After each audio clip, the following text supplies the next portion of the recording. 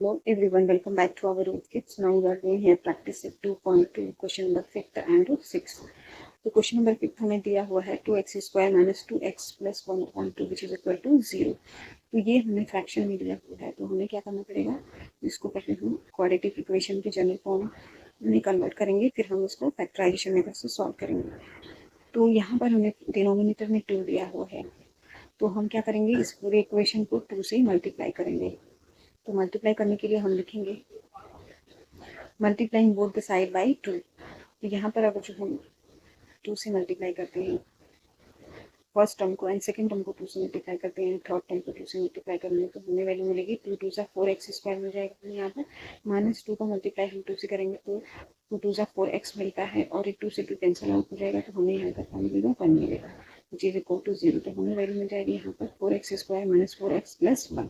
अब ये हमारा क्वाड्रेटिक इक्वेशन की जनरल फॉर्म में आ गया। अब हम क्या करेंगे, 4 का मल्टीप्लाई 1 से करेंगे।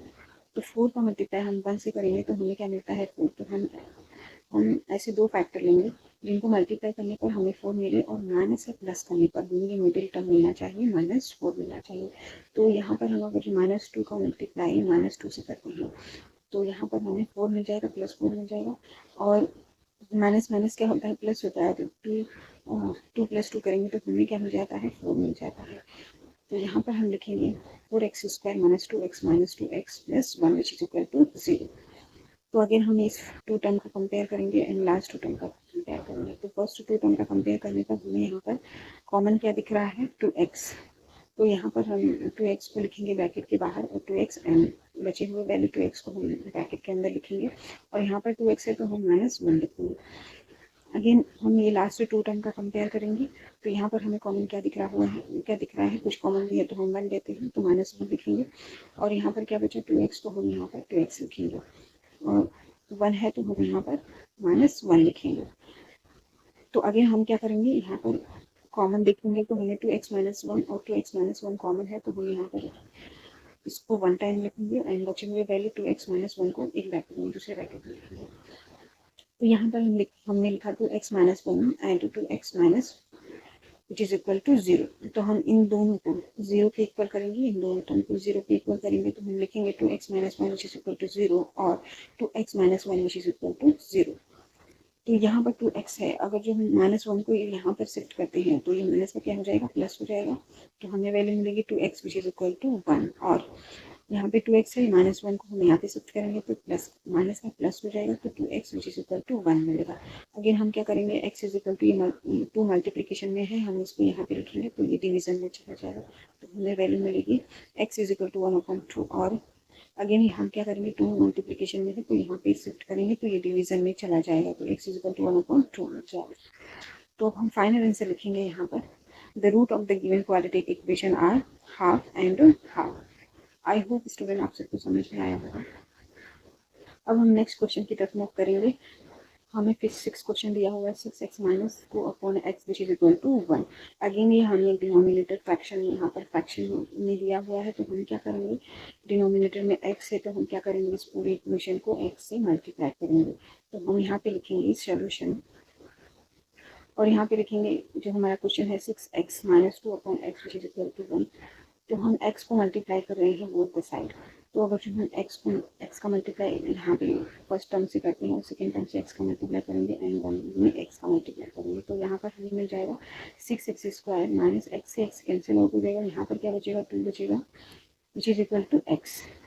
तो हमें वैल्यू यहाँ पर मिल जाएगी 6x square minus 2 which is equal to x। तो अब हम क्या करेंगे, x को यहाँ पे शिफ्ट करेंगे तो प्लस का यहाँ पर आ जाएगा तो माइनस हो जाएगा, तो हमें वैल्यू मिलेगी 6x square minus x minus 2 which is equal to 0। अब क्या करेंगे, 6 का मल्टीप्लाई 2 से करेंगे तो हमें वैल्यू मिल जाती है 6 2 12 मिलता है, हमें यहाँ पर 12 मिल गया। तो हम ऐसे दो फैक्टर लेंगे जिनको मल्टीप्लाई करने पर हमें -12 मिलना चाहिए, माइनस है तो -12 मिलना चाहिए, और माइनस या प्लस करने पर हमें ये मिडिल टर्म 1 मिलना चाहिए। तो ऐसे दो फैक्टर कौन से हैं बेटा, 4 एंड 3 है। तो यहाँ पर माइनस साइन है, तो यहाँ पर हम क्या करेंगे, हम यहाँ पे -4 एंड +3 लेंगे, तो 4 3 12 मिलता है, माइनस ग्रेटर नंबर की साइन माइनस में है तो हमें यहाँ पे माइनस मिल जाएगा, और 4 - 3 करेंगे तो हमें वैल्यू 1 मिल जाएगी। तो हमारा कंडीशन सेटिस्फाई हो जाएगा। तो अब हम यहाँ पर लिखेंगे 6x² minus 4x plus 3x and minus 2 which is equal to 0। Again अब हम क्या करेंगे, हम इन दोनों फर्स्ट टर्म का कंपेयर करेंगे। तो यहाँ पर हमें कॉमन क्या दिख रहा है, यहाँ पर हमें 2x कॉमन दिख रहा है, तो हम 2x को लिखेंगे ब्रैकेट के बाहर और जो बचे हुए वैल्यू 2 3 6 मिल जाएगा हमें। 6x² को 3x हम यहाँ ब्रैकेट में लिखेंगे एंड यहाँ पर 4x है, तो यहाँ पर हमें यहाँ पे 2x है तो हम 2 अंदर लिखेंगे तो 2 2 4 मिल जाएगा, तो हमें वैल्यू 4x मिल जाती है।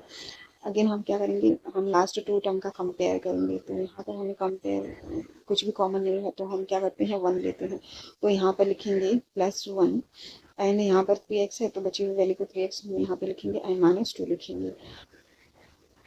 अब हम क्या करेंगे, हम यहाँ पे देखेंगे कि कॉमन क्या है। तो यहाँ पर 3x - 2 एंड 3x - 2 क्या है, ये कॉमन है, तो इसको हम 1 टाइम लिखेंगे एक ब्रैकेट में एंड बची हुई वैल्यू को 2x + 1 दूसरे ब्रैकेट में लिखेंगे। तो यहाँ पर हम लिखेंगे 3x - 2 and 2x + 1 which is equal to 0। अब हम इन दोनों टर्म को हम 0 के इक्वल करेंगे। तो यहाँ पर हम लिखेंगे 3x - 2 which is equal to 0 और 2x + 1 which is equal to 0।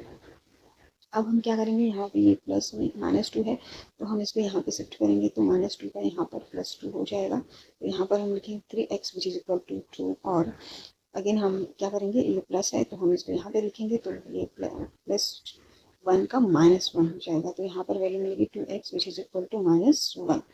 Again हम क्या करेंगे, यहाँ पे ये 3 मल्टीप्लिकेशन में है तो हम इसको यहाँ पे लिखेंगे, तो मल्टीप्लिकेशन में है तो यहाँ पे जाएगा तो ये डिवीजन में जाएगा, तो हमें वैल्यू मिलेगी x इज इक्वल टू 2/3। और अगेन हम क्या करेंगे, ये 2 मल्टीप्लिकेशन में है तो यहाँ पर ये जाएगा तो ये डिवीजन में हो जाएगा, तो यहाँ पर हमें मिलेगा value x is equal to -1/2। तो यहाँ पर हमें x की 2 वैल्यू मिल गई 1/3 और x इज इक्वल टू -1/2। तो अब हम फाइनल आंसर लिखेंगे, therefore the root of the quadratic equation are 2/3 and -1/2। यहाँ पर होता है हमारा ये answer complete. If you like the video please like share and subscribe. Thank you.